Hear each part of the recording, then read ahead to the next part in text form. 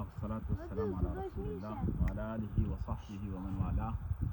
Në emrin e Allahut, mëshiruesit, mëshirëbërësit, përshëndetje të dërguar mbi mësive në njerëzimit profetin ton sallallahu alaihi wasallam, mbi shokët e tij dhe mbi gjithë ata të cilët ndjekin dhe pasojnë rrugën e tij deri në ditën e gjykimit. Ky namaz që ne falem është shtylla e dytë e Islamit. Është urdhër që Zoti i gjithësisë ka urdhëruar me të edhe profetët tjerë para Muhamedit alayhis salam. Është shkak që nëse njeriu i fal këto 5 vakte, hyn në xhenet, i premtohet xheneti. Allahu subhanahu wa taala përmend në Kur'an për Ibrahimin alayhis salam. Tregon ngjarjen e tij pasi ai vendosi familjen e tij në Mekë. Çfarë thot? Rabbana li yuqimu s-salat. O Zot, që ta falin namazin. Më pas Zoti i gjithësisë përmend për pasardhësit e tij, Ishakun edhe Jakubin. Të dy përmend për çështjen e namazit. Përmend për Ismailin. E përmend çështjen e namazit. Kur vjen më pas profet tjetër Musa alayhis salam, momentin që i erdhi shpallja, e urdhëron Allahu i lartësuar, pra i tregon Zoti i gjithësisë, i thot: "Wa ana ikhtartuka fastami' lima yuha." Thot, unë kam përzgjedh ty, prandaj dëgjoj thot atë që të shpallë. Çfarë i thot? Unë thot jam Allahu, nuk ka të adhuruar me të drejtë përveç meje, më adhuro mua dhe fale namazin. Pas pra tauhidit, me njëherë vjen urdhri fale namazin.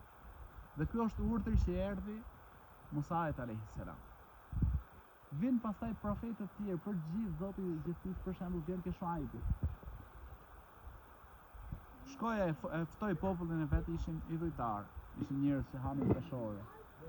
I ftoi që të adhuronin Allahun e lartësuar, than, a ky namaz than të urdhëron ty pra që ta lejmë si kon këtë rrugë?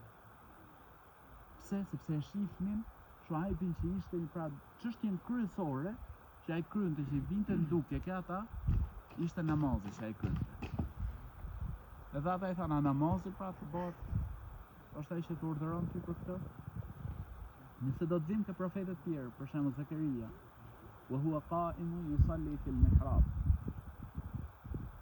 Ishte pra duke u falur në mihrab. Ashtu edhe profeti jon Muhamedi alayhis salam ndoqi këtë rrugë të profetëve para tij. Përmendet në një hadith që është tek Musnedi Imam Ahmedit, po ashtu Ebu Daudi, përmendet se i vjen Xhibrili dhe i mëson profetit sallallahu alaihi wasallam namazin, kohët e namazit. Ja tregon pra të gjitha namazet, drekën, ikindin, ditën e parë u fal në fillim të kohës. Ditën e dytë u fal në fundin e kohës. Në fund çfarë i tha? Këto janë edhe kohët e profetëve para teje. Ky namaz që ne falim, pra është e njëjta kohë që faleshin edhe profetët para Muhamedit alayhis salatu wassalam. E kjo tregon që kjo rrugë është e njëjtë. Adhurimi i Allahut të lartësuar është i njëjtë, si për ne edhe për profetët para nesh, pra është një fe. I njëjti namaz, i njëjtat kohë, i njëjti Zot që adhurojmë, e kjo është e rrugë me cilën fitohet edhe xheneti. E lutim Zotin e gjithësisë që të na bëjë prej atyre që i kushtojmë rëndësi namazit, e të bëhet shkak namazi që fitojmë xhenetin e Allahut të lartësuar. Allahu shpëtoftë.